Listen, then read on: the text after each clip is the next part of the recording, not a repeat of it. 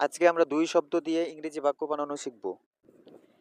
ইংরেজিতে কথা বলার জন্য প্রথমে যেই বিষয়টি জানা থাকতে হবে সেটি হলো সাবজেক্ট। সাবজেক্ট সম্পর্কে আমাদের খুব ভালোভাবে জানা থাকতে হবে। তো সাবজেক্ট কি? একটি বাক্যে যে কাজ করে সেই হলো সাবজেক্ট। তো আমাদের কি কি সাবজেক্ট সম্পর্কে জানা থাকতে হবে চলুন একটি দেখে নেই।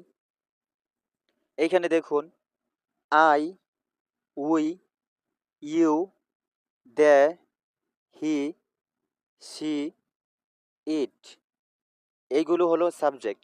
এই সাবজেক্টগুলো আমাদের খুব ভালোভাবে মুখস্থ করতে হবে। তো আসুন এগুলোর অর্থ জেনে নেই। আই অর্থ আমি, উই অর্থ আমরা, ইউ অর্থ তুমি, দে অর্থ তারা, হি অর্থ সে, সি অর্থ সে, ইট অর্থ ইহা। এই সাবজেক্টগুলো আমাদের খুব ভালোভাবে মুখস্থ করতে হবে। তো ঠিক আছে, আমরা জানলাম এইগুলো হলো সাবজেক্ট এবং সাবজেক্টগুলোর অর্থ জেনে নিলাম। এখন আমরা এই পাশে কিছু শব্দ অর্থ লিখলাম। যেমন ডো করা, গো যাওয়া, ইট খাওয়া, স্লিপ ঘুমানো, প্লে খেলা। তো এখন আমরা এই শব্দগুলো এই সাবজেক্টগুলোর সাথে অ্যাড করে বাক্য বানানোর চেষ্টা করব। এই শব্দগুলো এই সাবজেক্টগুলোর সাথে অ্যাড করে দেখি বাক্য বানাতে পারি কিনা।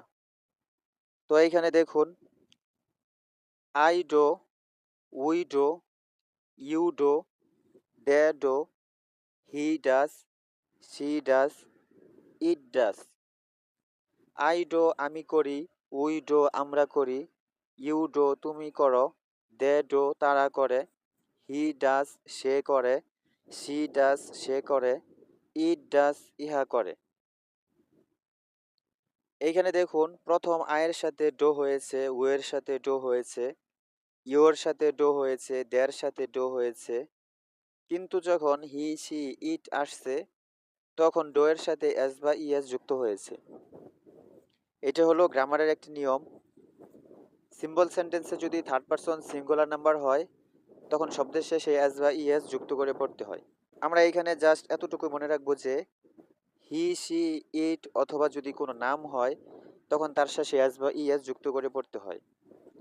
এইখানে যদি কোনো নাম হতো তখন তার শেষেও এস বা ইএস যুক্ত করে পড়তে হতো। যেমন সাকিব ডান্স, সাকিব করে। যেমন আমরা যদি বলি গো দিয়ে যদি বলি, যেমন আই গো আমি যাই, উই গো আমরা যাই, ইউ গো তুমি যাও, দে গো তারা যায়, হি গোস সে যায়, শি গোস সে যায়, ইট গোস ইহা যায়, সাকিব গোস সাকিব যায়।